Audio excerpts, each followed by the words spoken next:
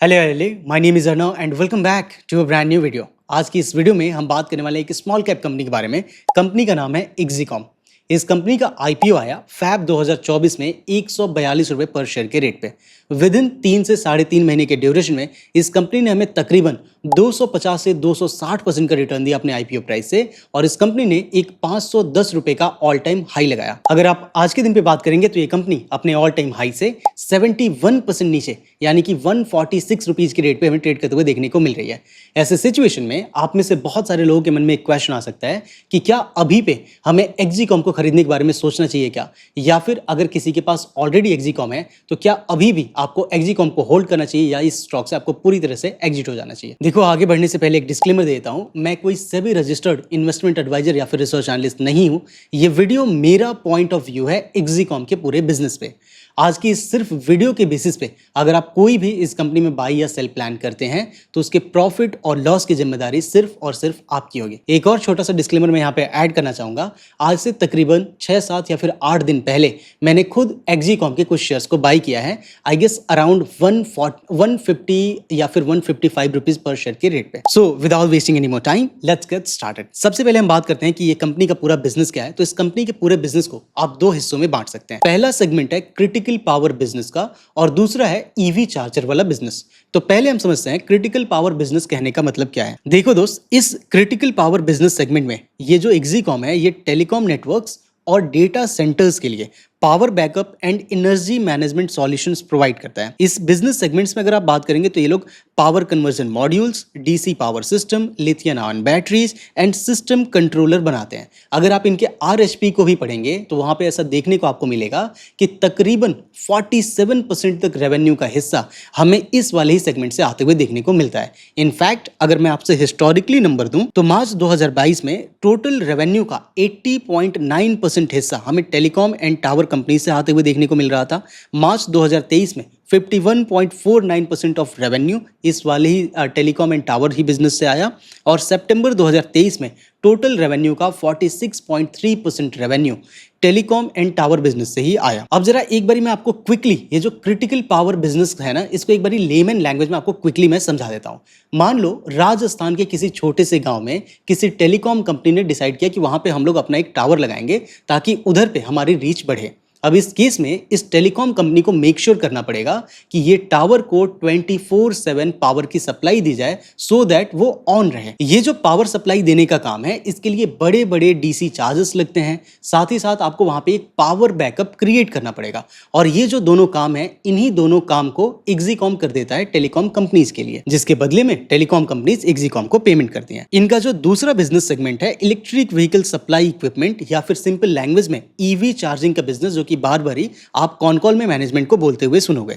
तो इस वाले सेगमेंट में ये लोग क्या कर रहे हैं, ये लोग मैन्युफैक्चर कर रहे हैं और सेल कर रहे हैं इलेक्ट्रिक व्हीकल्स के चार्जर्स को। अगर आप आज के डेट में बात करें तो they are considered to be one of the largest EV charger solution providers in India. अब इस वाले में ये लोग क्या क्या सर्विसेज देते हैं, तो ये लोग AC charger manufacture and sell करते हैं, डीसी फास्ट चार्जर्स बनाते हैं, स्मार्ट एनर्जी मैनेजमेंट सिस्टम बनाते हैं। तो सिंपल लैंग्वेज में एक बारी हम इस वाले भी बिजनेस सेगमेंट को समझते हैं कि ये जो ईवी चार्जर का बिजनेस क्या है। मान लो आप यमुना एक्सप्रेसवे से नोएडा से गोरखपुर को जा रहे हो, तो इस बीच में अगर आपने इलेक्ट्रिक व्हीकल लिया हुआ है तो बीच में आपको रुक के अपनी कार को चार्ज करना पड़ेगा। इस केस में बीच में हो सकता है कहीं हाईवे पे किसी बंदे ने एक पावर सिस्टम इंस्टॉल किया होगा जहां पे आप रुकोगे और 30-40 मिनट में अपनी कार को चार्ज करोगे और उसके बाद से आप आगे को अपनी जर्नी को कंटिन्यू करोगे। इस पर्टिकुलर केस में जो इंसान बीच में एक जगह पे इलेक्ट्रिक व्हीकल्स को चार्ज करने के लिए एक स्टेशन बना के बैठ रहा है, उसको तो वो चार्जर चाहिए होगा ना बड़ा सा। अब उस इंसान को ये चार्जर एग्जीकॉम बेचता है, और बेचने के बाद से उस सेम चार्जर को वो लोग एक तरह से मेंटेन भी करते हैं, अगर आके उसमें कुछ सर्विसेज करनी है तो वो भी करके जाते हैं, और वहां से भी एक रेवेन्यू ये लोग बनाते हैं। तो आप इसकी सप्लाई चेन को कुछ ऐसे समझ सकते हैं कि एक रियल लाइफ की हमारे पास जेन्युइन प्रॉब्लम है कि आपको इलेक्ट्रिक व्हीकल को अपने चार्ज करना है, तो एक इंसान ने जैसे फ्यूल वाले स्टेशन है ना, इसी तरीके से कार को चार्ज करने के बीच में एक स्टेशन बन गया। एक इंसान ने इस स्टेशन को बनाने में कुछ पहले कॉस्ट लगाया जिसमें उसने एग्जीकॉम को पेमेंट किया और वो लोग आके इनके लिए चार्जर्स इंस्टॉल करके गए। अब जब आओगे, जितनी बारी आप अपनी गाड़ियों को चार्ज करोगे उतनी बारी वो जो पावर स्टेशन का ऑपरेटर होगा वो आपसे कुछ पेमेंट चार्ज करेगा। सो आई होप बड़े ही सिंपल लैंग्वेज में आप इनके पूरे बिजनेस को समझ पा रहे हो। अगर हम रेवेन्यू स्प्लिट की बात करें तो FY 2025 में क्रिटिकल पावर बिजनेस से पूरे रेवेन्यू का 66% हिस्सा हमें आते हुए देखने को मिला और ईवी चार्जर बिजनेस से 34% ऑफ रेवेन्यू आते हुए देखने को मिला। नाउ द क्वेश्चन कम्स कि शेयर के प्राइसेस में हमें 71% का करेक्शन क्यों देखने को मिल रहा है। वैसे अगर आप इनके बिजनेस की बात करोगे तो मेरे हिसाब से सॉलिड बिजनेस है और इस बिजनेस में हमें काफी अच्छा खासा टेलविंड भी देखने को मिलेगा, स्पेशली ये जो ईवी चार्जिंग वाला बिजनेस है उसमें। देखिए, आप इस बात को बिजनेस वाले पर्सपेक्टिव से समझिए। जो इनका वो जो टेलीकॉम कंपनीज के लिए जो काम है ना, उसमें एक डिपेंडेंस है। टेलीकॉम कंपनीज का जो बिजनेस है वो पूरा एक साइक्लिकल होता है। उसमें क्या होगा, एक साइकिल आएगा जिसमें वो लोग इंफ्रा में इन्वेस्टमेंट करेंगे जिस समय पे बहुत सारे टावर्स लग रहे होंगे।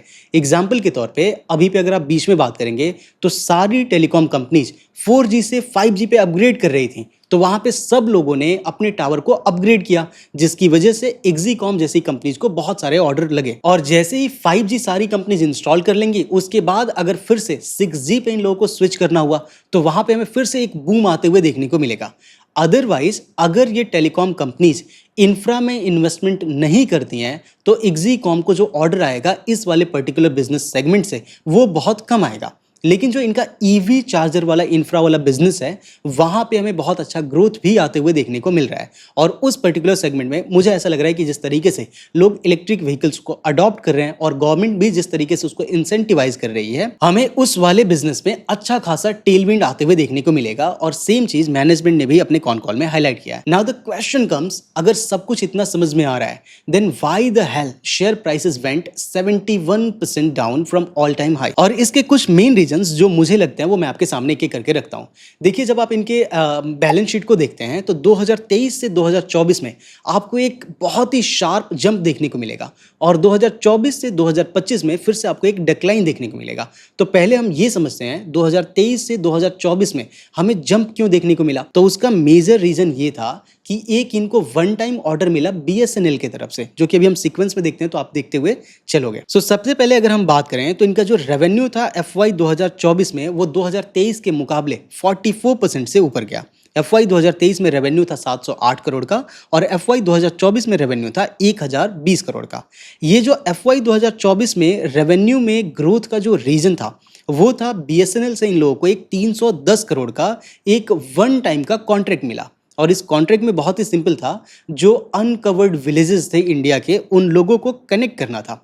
अब ये जो वन टाइम का कॉन्ट्रैक्ट था ये जैसे ही मिला एक्जीकॉम के रेवेन्यू में आपको एक शार्प इंक्रीज देखने को मिलेगा। और ये जो BSNL की ओर से जो कॉन्ट्रैक्ट मिला इसमें एक्जीकॉम का काम क्या था, तो एक्जीकॉम का काम था सारे टावर के पास में जाके आपको एक पावर सिस्टम एंड जो बैटरी का जो स्टोरेज वाला सॉल्यूशन है इस चीज को बिल्ड करना। अगर आप 2025 में बात करेंगे 2024 के मुकाबले में, तो 2024 में जितना रुपया आया उसका 1/3 ही रेवेन्यू आया 2025 में, जिसकी वजह से हमें 2025 के रेवेन्यू में एक शार्प डिक्लाइन देखने को मिल रहा है। इनफैक्ट अगर आप सेगमेंटल रेवेन्यू को ट्रैक करते हैं तो जो इनका क्रिटिकल पावर का बिजनेस है वहां से जून 2024 में हमें रेवेन्यू का 85.22% हिस्सा वहीं से सिर्फ आते हुए देखने को मिला। दूसरा मेजर रीजन जिसकी वजह से हमें एक्जीकॉम के नंबर्स अच्छे देखने को नहीं मिल रहे हैं वो है कि एक कंपनी है ट्रिटियम नाम से।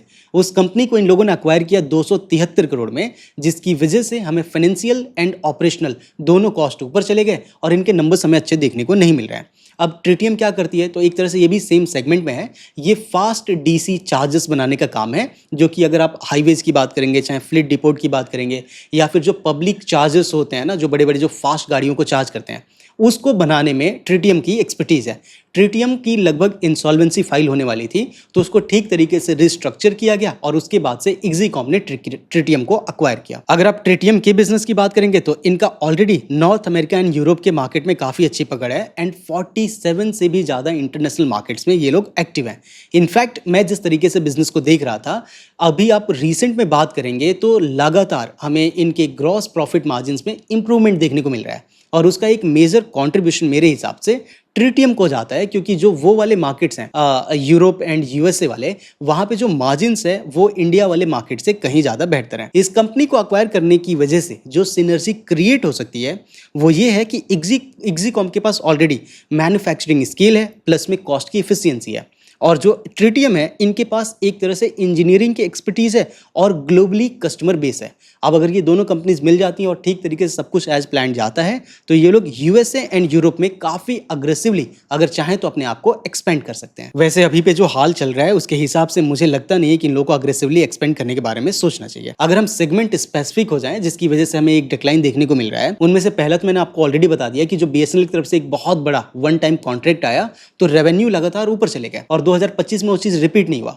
इनफैक्ट 1/3 ही रेवेन्यू हमें 2025 में आते हुए देखने को मिला 2024 के मुकाबले। दूसरा, अगर आप इंटरनेशनली भी बात करोगे ना तो बिजनेसेस में काफी हमें स्लो डाउन देखने को मिल रहा है, स्पेशली क्रिटिकल पावर बिजनेस में, जिसमें लगभग हमें 50% से ज्यादा रिडक्शन देखने को मिल रहा है। अब इसका मेजर रीजन क्या है? तो मेजर रीजन है जो जियोपॉलिटिकल टेंशन है एंड इसके अलावा ऑफ कोर्स जो कंपटीशन है वो काफी इंटेंस हो गया है। अगर हम इनके ईवी चार्जर वाले बिजनेस की बात करें तो जो ईवी चार्जर वाला बिजनेस है वैसे तो वहां पे 22.1% का हमें ग्रोथ देखने को मिला, लेकिन कंपटीशन की बात करोगे तो वो काफी ऊपर चला गया है।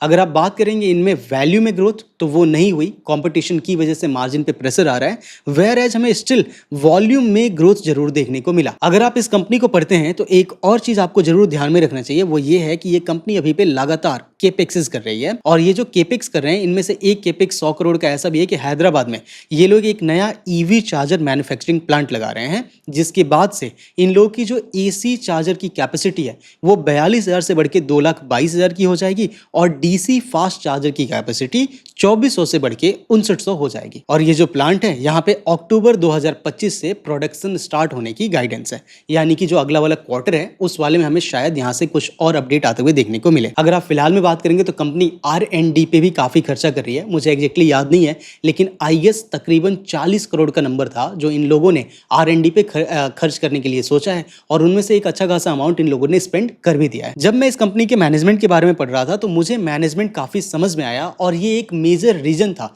जिसकी वजह से मैंने इस कंपनी के शेयर्स को बाय किया। इस कंपनी के फिलहाल में सीईओ हैं अनंत नहाटा जी और मुझे ये बंदा समझ में आया। अगर आपका मन करे तो आप इनके बारे में सर्च कर सकते हैं। अगर आप इस कंपनी के कॉन कॉल को पढ़ते हैं तो कॉन कॉल की शुरुआत में ही कंपनी के जो सीईओ हैं अनंत नहाटा जी, उन्होंने इस बात से इस कॉन कॉल की शुरुआत करी कि जो परफॉर्मेंस रही Q1 FY 2026 में ये अप टू द मार्क नहीं है। इनफैक्ट अगर आप Q4 FY 2025 के भी कॉन कॉल को पढ़ते हैं तो आप ऐसा नोटिस करेंगे कि जो इन लोगों ने गाइडेंस दिया था उसको भी इन लोगों ने मीट नहीं किया है। But at the same time उन्होंने यहाँ पे ये मेंशन भी किया कि अभी पे अगर आप बात करेंगे तो सिर्फ इस वाले रिजल्ट के बेसिस पे आपको हमें जज नहीं करना चाहिए। मतलब ऐसा उन्होंने एग्जैक्ट बोला नहीं है, जो मेरी अंडरस्टैंडिंग है, जो चीज़ को मैं कंक्लूजन ड्रॉ कर रहा हूँ मैं उस तरीके से आपको चीज़ों को थोड़ा सा कन्वर्ट करके बता रहा हूँ। तो फिलहाल में इन्होंने यहाँ पे बोला कि जो क्वार्टर का रिजल्ट रहा वो उतना अच्छा नहीं रहा, परफॉर्मेंस थोड़ी बेकार ही रही। इनफैक्ट Q4 वाला जो गाइडेंस था उसको भी इन लोगों ने मीट नहीं किया। अगर आप अभी पे इनके ऑर्डर बुक की बात करेंगे तो इट इज हाईएस्ट एवर, लगभग 1500 करोड़ का ऑर्डर बुक अभी पे आपको कंपनी में देखने को मिलेगा और गवर्नमेंट से भी ऑर्डर्स आते हुए देखने को मिल रहे हैं।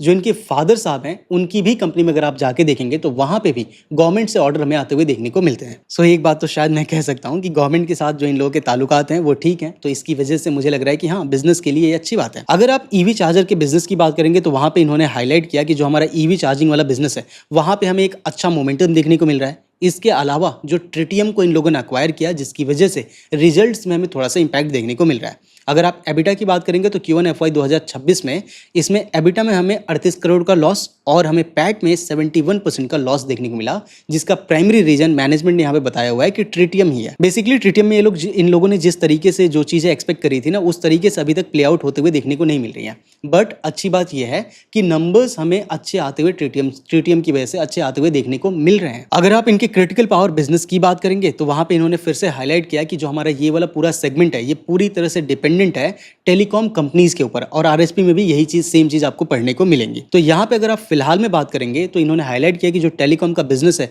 वो साइक्लिकल इन नेचर होता है, जिसकी वजह से फिलहाल में अगर आप देखेंगे तो जो टेलीकॉम कंपनीज हैं वो इंफ्रा पे इन्वेस्टमेंट कर नहीं रही हैं, जिसकी वजह से एक्जीकॉम में भी हमें नंबर्स अच्छे देखने को नहीं मिल रहे हैं। एक अच्छी बात यह है कि इस वाले क्वार्टर में इन लोगों ने कुछ बड़े डील्स भी एक्वायर किए हैं from middle east and Africa and इसके साथ ही साथ कुछ बड़े टेलीकॉम प्लेयर्स से इन लोगों ने लायन बैटरीज का भी ऑर्डर लिया हुआ है। अब ये जो लिथियम आयन बैटरीज का ऑर्डर मिला है ना उसका बहुत ही सिंपल सा रीजन है कि बहुत सारे टावर ऐसे हैं जहाँ पे अभी भी लेड एसिड वाली बैटरीज हैं वो लगी हुई हैं और जो लिथियम आयन वाली बैटरीज होती हैं वो उनसे काफ़ी एफिशिएंट है। शुरुआत में लगाने में महंगी है, बट बाद में जाके जो लायन वाली बैटरीज हैं वो ज़्यादा बेटर हैं, जिसकी वजह से अगर कहीं पर रिप्लेसमेंट की ज़रूरत पड़ती होगी तो जो टेलीकॉम कंपनीज है वो इनको लिथियम आयन वाली बैटरीज के लिए ऑर्डर देते होंगे। एक और की इनसाइट जो मैं आपके सामने यहाँ पे रखना चाहूँगा, अगर आप Q1 FY 2026 की बात करेंगे तो इनके टोटल रेवेन्यू का 30% हिस्सा हमें फॉरेन से आते हुए देखने को मिला, specially Africa and south east Asia से। अगर हम ईवी चार्जर वाले बिजनेस की बात करें तो वहां पे अभी फिलहाल में हमें एक अच्छा टेलविंड आते हुए देखने को मिल रहा है,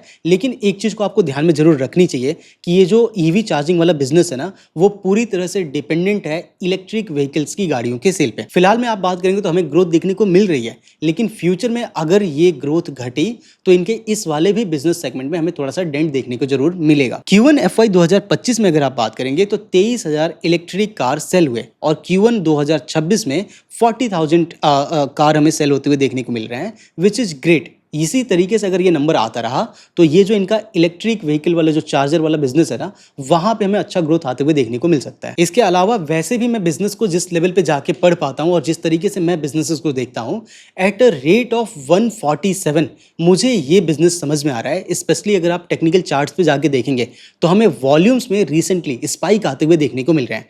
तो मुझे ऐसा लग रहा है जो स्मार्ट मनी है या फिर जो बड़े प्लेयर्स हैं वो फिलहाल में इस कंपनी के शेयर्स को अक्वायर कर रहे हैं। मुझे पर्सनली ऐसा लग रहा है कि 147 के रेट पे ये कंपनी एक बहुत ही अच्छी कंपनी है। अब सिर्फ मेरे कहने पे आप जाके इस कंपनी में पैसे मत लगा देना। आनंद नहाडा जी से मैं कभी नहीं मिला हूँ, मेरे घर की कंपनी नहीं है, तो अगर आपका चले तो आप इस बिजनेस में कभी पैसे मत डालना। मैं बस आपके सामने अपना पॉइंट ऑफ व्यू रख रहा हूँ। सो एक बार पूरी चीज को मैं कंक्लूड करता हूँ। ये जो एक्जीकॉम का बिजनेस है वो बहुत ही सॉलिड मुझे लग रहा है और मुझे लग रहा है कि ये बहुत ही फ्यूचरिस्टिक बिजनेस है। ये कंपनी अभी फिलहाल में सिर्फ 2000 करोड़ की कंपनी है, तो यहाँ से 5x भी अगर ये कंपनी चली जाती है तो मैं बहुत सरप्राइज नहीं होऊंगा। फिलहाल में 147-146 के रेट पे जो शेयर का प्राइस चल रहा है, I personally think this is very attractive rate. मैं उम्मीद करता हूं इस वीडियो को देख के आपको कुछ सीखने को मिला। अगर कुछ सीखने को मिला please hit the like and subscribe button, and also अगर आप चाहते हैं कि मैं किसी एक पर्टिकुलर कंपनी को कवर करूं, do let me know in the comment box. Also I know मैं बड़े समय के बाद से ये वीडियो डाल रहा हूं, तो अगर आप लोगों के लाइक शेयर कमेंट ज़्यादा आएंगे तो मैं कोशिश करूंगा जल्द से जल्द वीडियो डालूं। आप मेरी बात को समझो, मैं भी थोड़ा बिजी हूं, है ना। जब नंबर्स अच्छे आते हैं तो उस केस में वीडियो डालने का जो मोटिवेशन है वो थोड़ा बढ़ जाता है। बाकी मिलते हैं अगली वीडियो में, तब तक के लिए bye bye and happy Dussehra.